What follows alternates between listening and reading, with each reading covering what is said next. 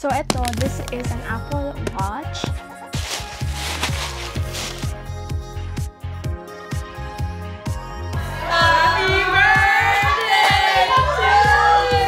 First time ko manonood ng sine na mag-isa, and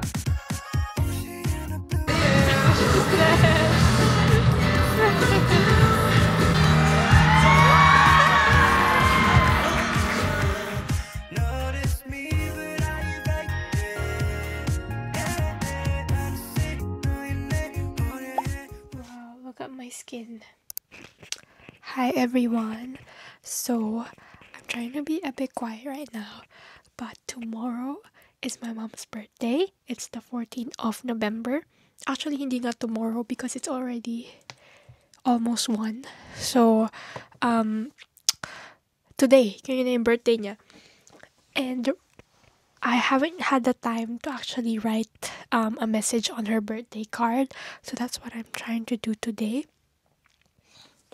So, kami ni Papa, we actually got her a gift basket na i-assemble ko tomorrow na lang kasi may papasok naman siya sa work. So, kami lang ni Papa yung nandito sa bahay. So, pwede ko siyang i-assemble on the day. Okay. So, this is the birthday card that I chose for her. And nabili ko to sa Woolies kung saan ako nagwo-work para hindi niya halata, diba? It's this. I really like it actually. So, itong card na to, meron na rin siyang message. But, ayan, meron na rin siyang message. But, I just don't think that's very personalized if sulatan ko lang ng pangalan. So, I'm planning on actually writing a good message on this side, on the plain side. So, that's what I'm gonna do tonight.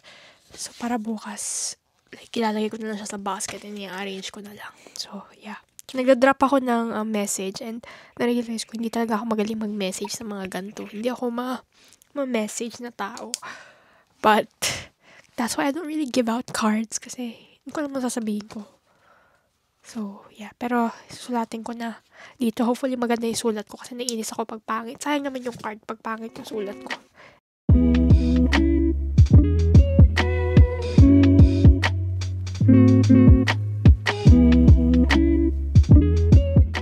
Okay, ayun lang naman guys. Matutulog na ako. Bye! So, it's my mom's birthday today and it's time for me to make her gift basket na yung mga laman, tinago ko dito sa bag kong to. Hopefully, hindi niya nakita whatsoever. Kasi pag nakita niya, ruined na yung surprise.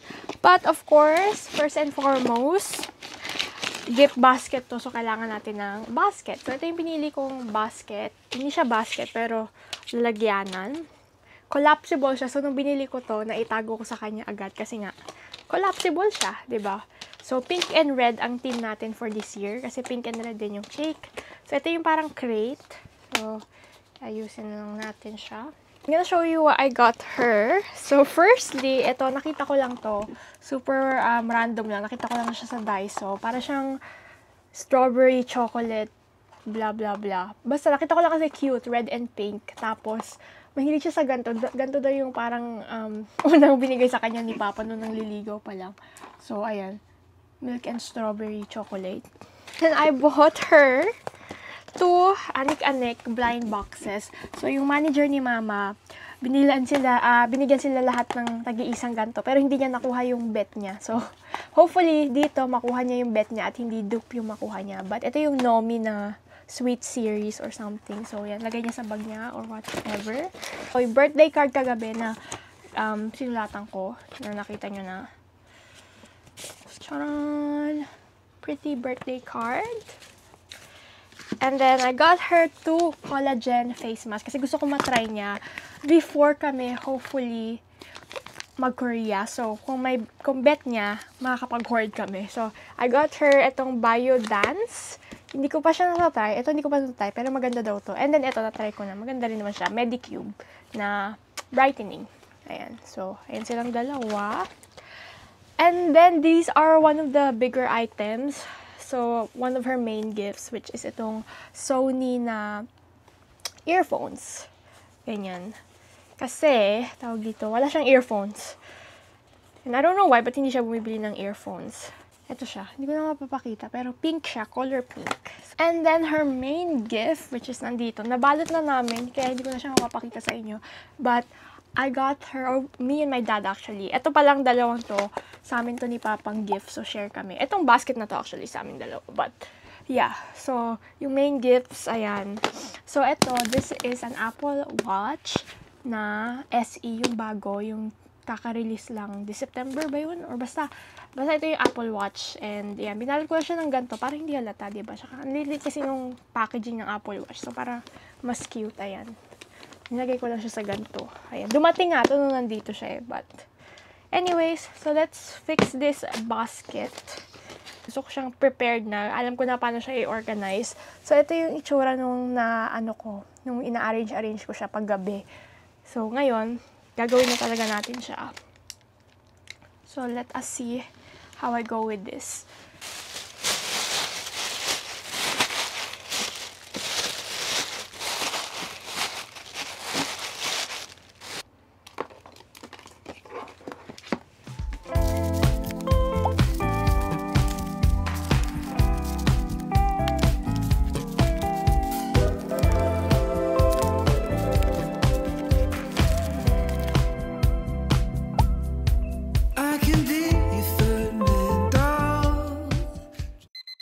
Guys, ito yung pa-effect ni Papa.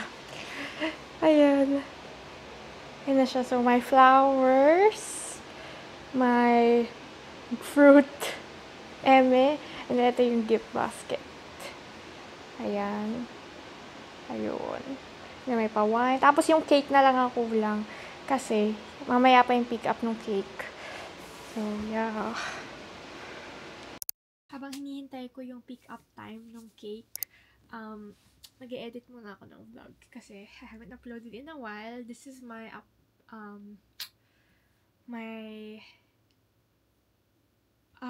first upload after a long time dahil ewan ko ba, hindi na ako nakapag-upload madalas. So, yeah. And then, pero next week ko pa to ipapublic. Pero in-edit ko na siya ngayon. Kasi gusto ko, kaya next week ko pa siya i-upload para 1 week advance ako sa vlog. Sana matuloy-tuloy ko yung streak ko ng pag-upload weekly. Kasi, ewan ko ba, mabagal ako mag-edit tapos naboboard ako agad. So, tumitigil-tigil ako. So, pag nag-edit, tigil, edit, tigil. Ganun ang ganap ko sa buhay. So, eto na yung secret mission namin. Makuha yung cake ni Mama. Kasi napakalayo niya, 30 minutes away. And yung pick up time nga is 2:30. Sana yung pinaka-earliest. Ewan ko bakit. Pero, sabi namin, pwede bang mas maaga? Kasi nga, uwi ni Mama is alas 2. So, makakarating na sila ng bahay ng mga around 3. In 500 meters, so, at the roundabout, take the second exit and stay on the Broadway. Kung di pa namin kukunin yung cake, mauna pa sila sa aming makarating. Pero sabi naman daw nila, magsa-Starbucks muna sila kasi gusto nila mag-Starbucks. So, ayun. Ito yung peg ng cake. Ewan ko kung ganyan magiging exactly yung itsura niya. Hopefully maganda siya. Hindi ko pa siya nakikita. Ngayon pa lang natin makikita. Pero naka-order naman ako dito ng cake dati. Yung 18th birthday ko, siya din yung gumawa ng cake ko. So, ayun.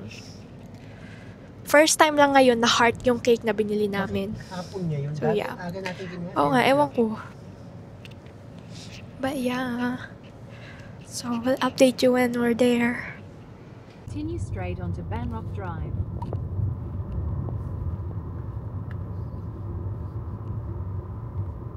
Guys, so mission success. Nakuha namin yung cake nang hindi pa sila nakakarating dito. Nauna kami. And magsa-Starbucks pa naman sila. But, eto na yung cake. As you can see. Oops. Eto na yung cake. And maganda siya in fairness. So, be very careful when opening it. Pero ayan yung itsura niya. May pearl lang yan siyang ganyan. So, diba? Very pretty. Ayan. Balak naman siya ilagay dito. Ayan, dyan. Sa setup namin.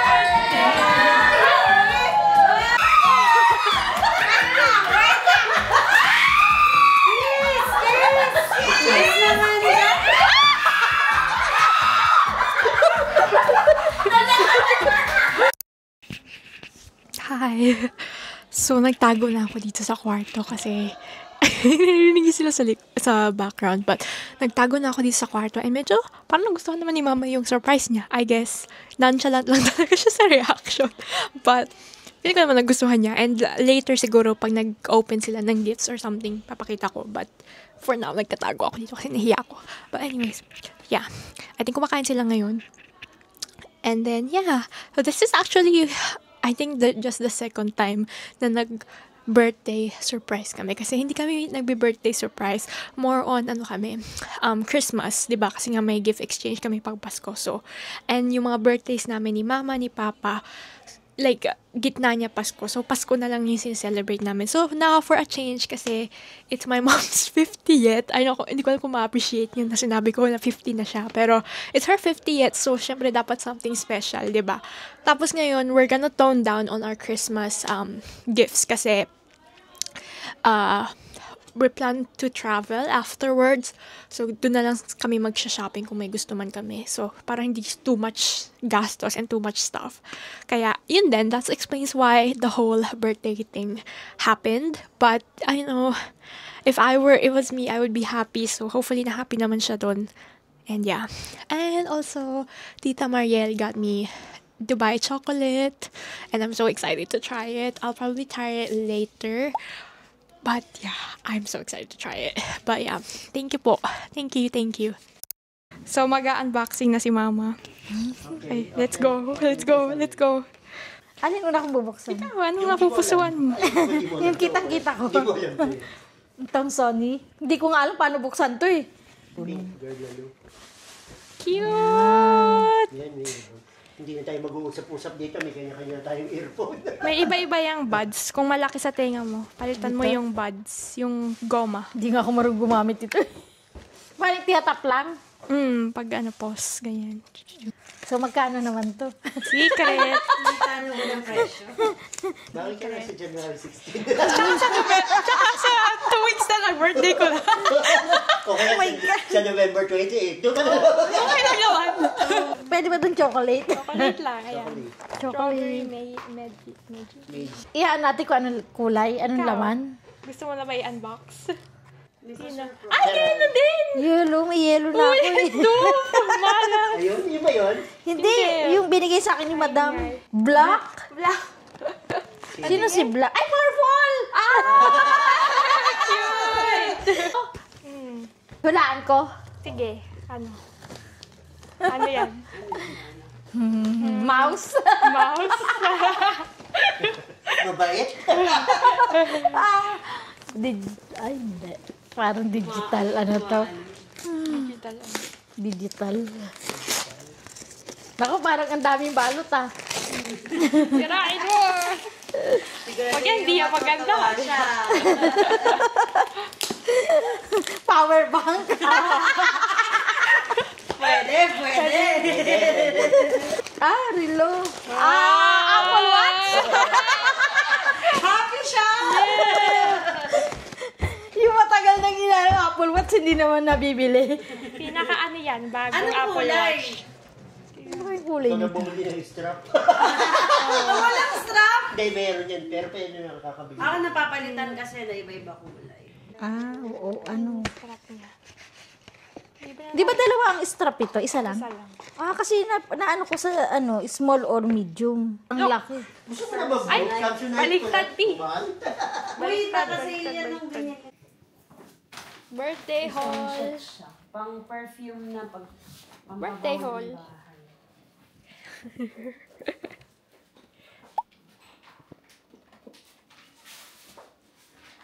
Happy birthday. Happy birthday. Hi everyone! So, it's the next day and hinintay lang namin si Mama kasi nag-work siya today. Kami ni Papa tambay. Tambay ako buong linggo ngayon, maliban sa bukas. But anyways, ngayon, manonood kami ng movie. Actually, manonood ako ng 2 movie today. First is yung Hope on the Stage, the movie. Wala lang, natiripan ko lang kasi meron akong parang membership thingy. So, yung ticket ko mas mura. So, kaya ako bumili. Ayun na si Mama. Kaya ako bumili. Pero first time ko manonood ng sine na mag-isa. And medyo weird ako. Pero ito yung isa sa mga bucket list. Manood ng sine mag-isa. Ayun, so yun yung first movie. Tapos yung second movie, papanoorin ko kasama sila mama at papa. Yung Meet, Greet, Bye. Yung Filipino movie.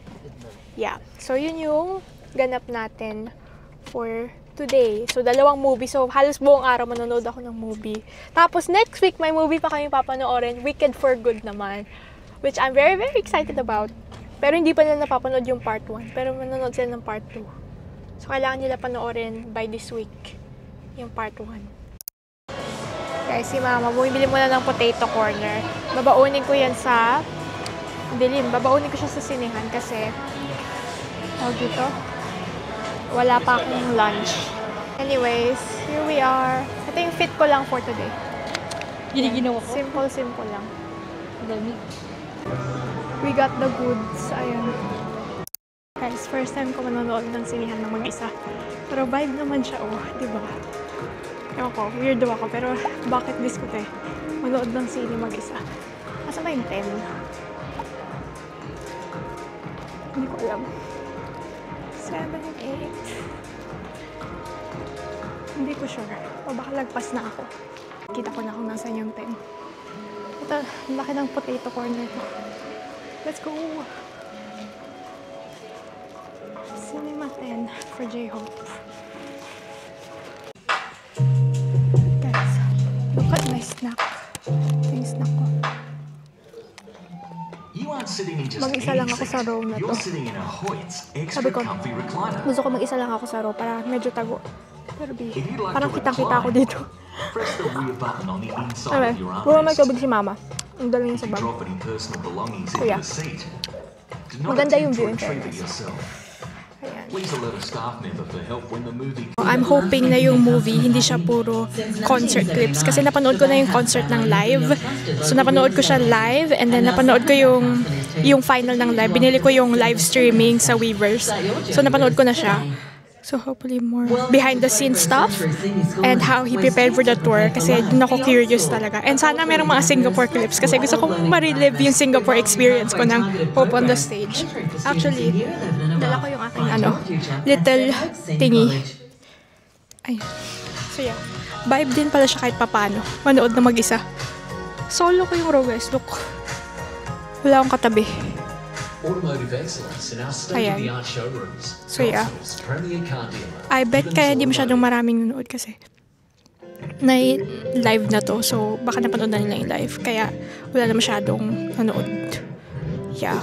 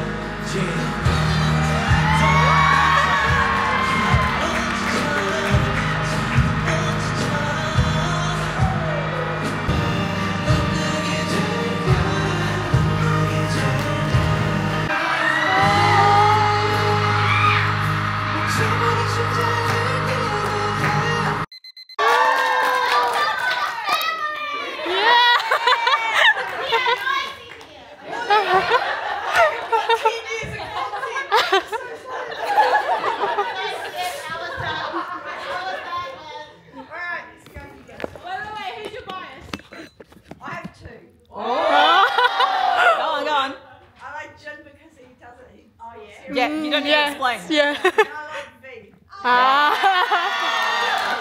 Hey, Jin.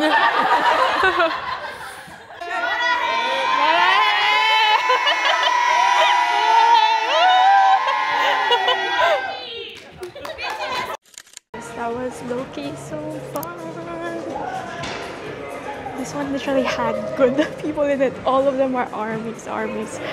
And yeah, super saya. Na-enjoy ko. First time watching a movie alone. And na-enjoy ko siya ng sobra talaga. So now I'm gonna look for my parents dahil may papanoorin pa kami isang movie.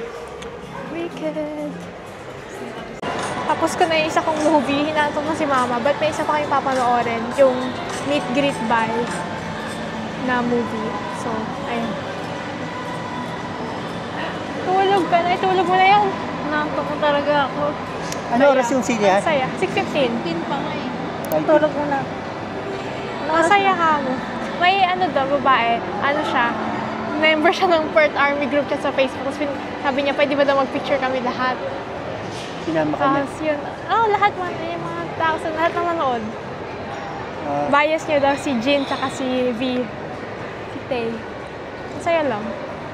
Masaya. Pero napanood ko na yun eh. Pero maganda yung mix ng yung mga behind the scenes plus yung concert footage. Like, maganda yung pagkakatahi ng movie. I like it. Hindi siya puro concert lang. Pero ayun. Maganda. I like it. It's probably one of my favorite BTS movie na napanood ko. Kasi nakanood ako ng JK, nanood ako ng Wings, and nanood na rin ako nung Hope on the Stage. Tapos may isa pa, darating this December, Ran Sok-jin naman. Pero ewan ko kung papanoorin ko yun kasi ano ko yun eh, totga ko si Ran Sok-jin. Hindi ako nakapunta. So, hindi ko alam kung bet ko siya panoorin. Baka, tawag dito, malungkot lang ako dahil hindi ako nakapunta in person. But yeah. Second movie of the day. First movie ni Mom. Di ba? Malamig. Sabi ko sa'yo malamig. Jacket pa.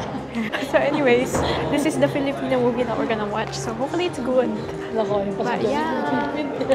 Guys, so this is my second movie of the day. Ito na. Ma, say hi. Say hi. Hello. Are you excited?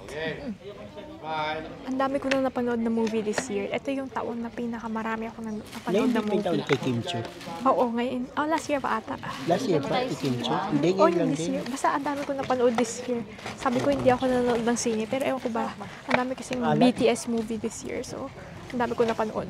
Para maruming